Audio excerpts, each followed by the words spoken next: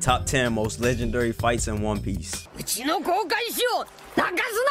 Early in the series, before the Straw Hats cross the Grand Line, Luffy faces Arlong in a fight for Nami's freedom. An arrogant fishman who considers humans to be inferior, Arlong wreaks considerable damage on the Straw Hats with What the fuck is this dude, a living swordfish, bruh? regenerating shark teeth and pure physical strength, amplified more so when underwater. At number 10, this fight is as emotionally charged as it is powerful. Arlong's long sword, Kiribachi, is rendered useless, and Luffy demolishes Arlong Park along with its owner in one. Oh my god, bro. You know what this is reminding me of, bruh? He remind me of the shark dude from Naruto. Swift blow.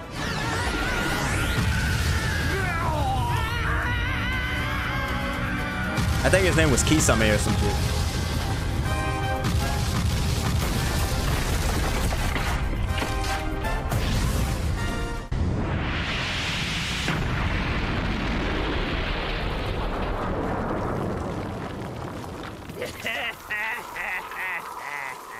Next up at number 9, the Straw Hats go up against the Zombie Oars. Oh my goodness, bro. This dude has some massive ass hands. What the fuck is he holding? Is that a big ass nunchuck, bruh?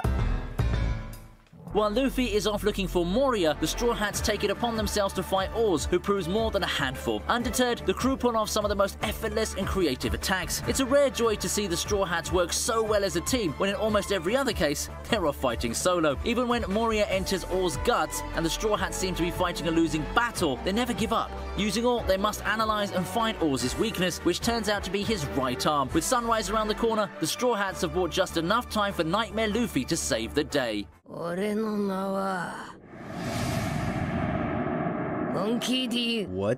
fuck?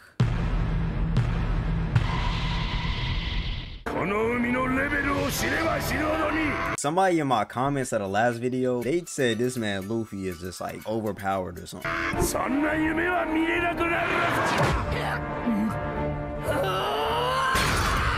In the 8th spot, Luffy fights his first Warlord of the Sea, Crocodile, in the Kingdom of Alabasta. Crocodile.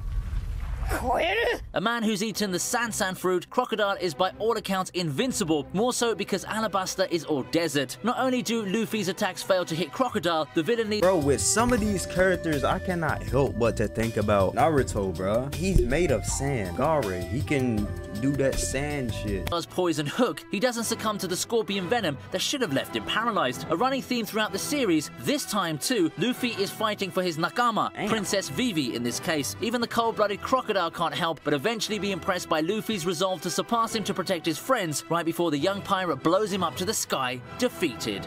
Oh my goodness.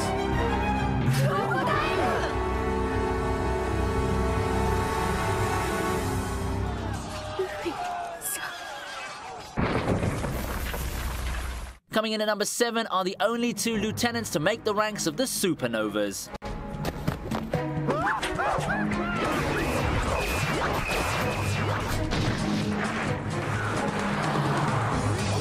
If you haven't guessed already, it's Zoro versus Killer, or rather Killer's deranged alter ego Gamazo the Manslayer. Not surprisingly, this is no simple sword fight. For one, the two men have 5 blades between them, Gamazo matching Zoro's 3-sword play with a pair of giant scythes. Slashing and swinging to mortally wound if not kill, the two opponents never give their blades a rest. That means we're in for a super fast, supercharged encounter that leaps off the ground and leaves the air pulsing. Blood flows hot and free in the pristine white snow that gently envelopes Ringo, a picturesque region in Wano. In a well-matched fight, Zoro still shows us why he deserves to take on the mantle of the world's greatest showman. Having a scythe pierce his chest doesn't deter him from dispatching his challenger to hell with one last heavenly attack.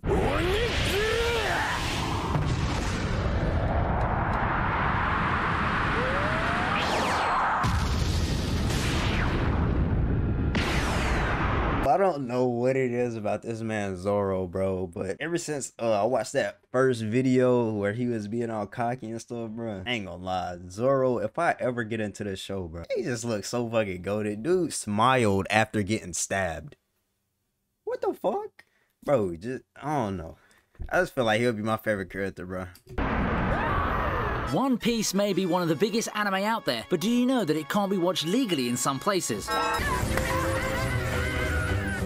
And the list keeps getting crazier, as at number 6 we have the Rumble Rumble Fruit user NL fighting Rubberman Luffy.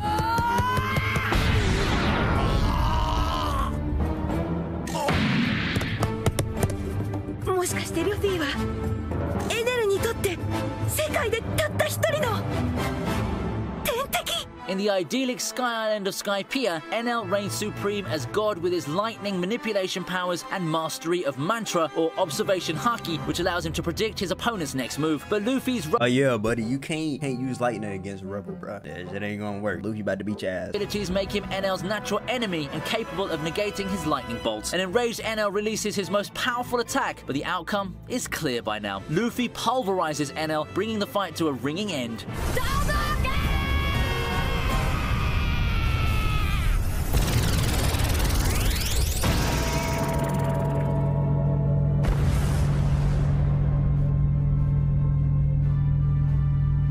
The most heartbreaking fight on this list, we have two friends, Luffy and Usopp, facing off at number 5. Monkey D. You got a long ass nose.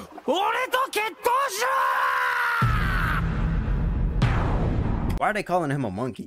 The catalyst is Luffy's decision to call time on their beloved ship, the Going Merry. Usopp doesn't take the news well. Matters escalate to the point where Usopp challenges his captain to a duel, with both staking their pride as men on it. The two begin to fight each other in all sincerity, and Luffy, in the beginning, gets caught up in Usopp's pace. Knowing all his weaknesses, the long-nosed Straw Hat fights earnestly with shuriken, caltrops, and an ingenious use of an impact dial sourced from Skypiea. However, nursing serious injuries inflicted on him earlier by the Frankie family, Usopp is left unconscious after failing to dodge a direct strike from Luffy. As the rest of the crew members look on mortified, even Merry seems to be crying at this harrowing scene. Trying to contain his tears, Luffy leaves the ship to Usopp and walks away, leaving his friend in a crumpled heap. This is the moment our carefree hero realizes what being a captain of a ship truly means. 俺たちはもうこの船には戻れねえから。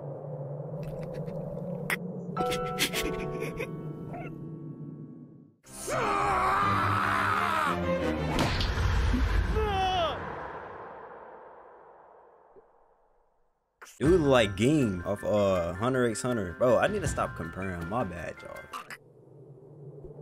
No top 10 fight list is complete without the Luffy Doffy Haki spectacle, which makes the cut at number 4.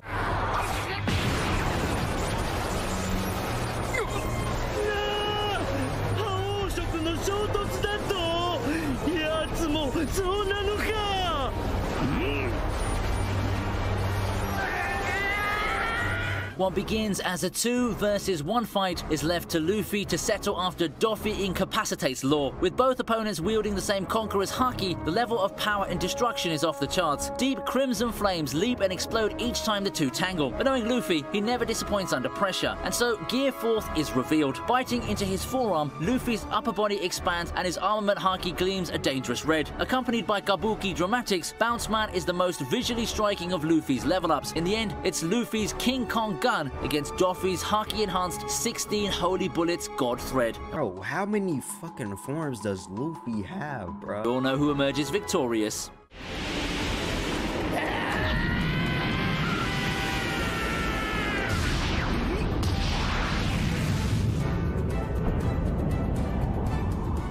With no Haki, a much stronger opponent, and a desperate desire to save Robin, Luffy's fight with Rob Lucci is next to number 3. この扉の向こうだ。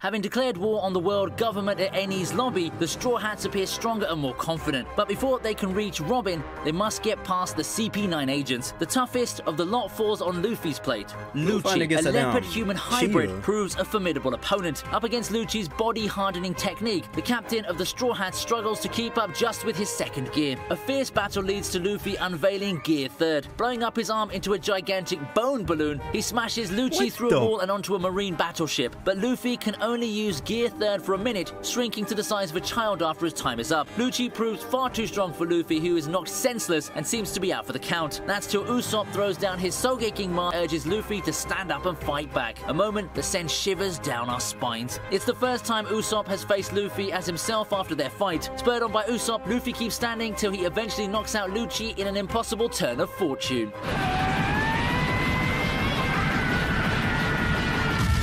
Have mercy, bro. What the fuck?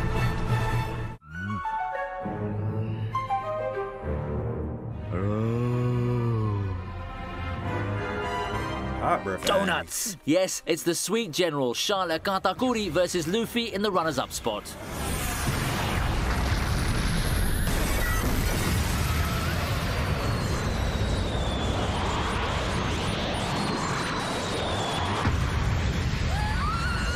Big Mom's second son is a master of Conqueror's Haki and has a Devil Fruit ability like Luffy's. But what sets him apart is his Observation Haki, which allows him to see a little into the future. This means he can dodge Luffy's attacks with ease. Convinced that Luffy can't defeat him, he lets his guard down to have tea and donuts in seclusion, only for the Straw Hats captain to gatecrash his little party and expose his face, which is a closely guarded secret. Rage gives way to grudging admiration as Katakuri acknowledges Luffy's tenacity and the two resume their fight, this time as equals. But what makes it a truly worthy contender on this list is that it serves as a window to the characters of both fighters. When Luffy's impaled by Katakuri's spear due to his sister's intervention, the sweet general reveals his gentleman warrior side by stabbing himself and uncovering his face to make the fight fair. And at the very end, when he falls on his back for the very first time in a fight, it's in tribute to Luffy, whom he now considers his first real challenge. A war moment plays out as Luffy returns the favor, covering up his fallen rival's face.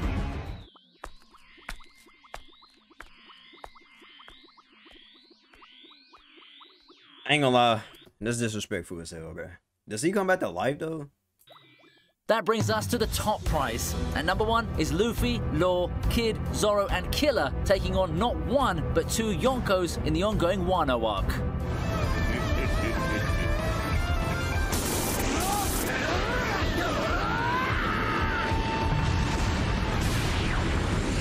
Having finally reached the roof of Onigaishima, the 5 challengers have an impossible job on their hands: defeat Kaido and Big Mom, who have, unfortunately, formed an unlikely alliance. It's twice the trouble and double the danger. The young ones, who make up almost half of the notorious rookie group called the Supernovas, do start off strong. They come out all guns blazing, putting their biggest moves on display and showing incredible results. Kaido takes a massive hit from Luffy and is knocked out early on in the fight. Big Mom, playing a supporting role, also has her attacks thwarted. With its flashy weapons and extravagant attacks, this fight between two of the greatest pirate alliances is all about shock and awe. It manages to keep the audience on the edge of their seats and wondering what's about to come next. While every player in the melee is outstanding, Zoro deserves a special shout out. The ever-dependable Straw Hats crew member not only saves his captain from certain death, but also dares to leave a gaping wound on Kaido's dragon body with his newly inherited sword. Yup, like I said, Zoro a GOAT.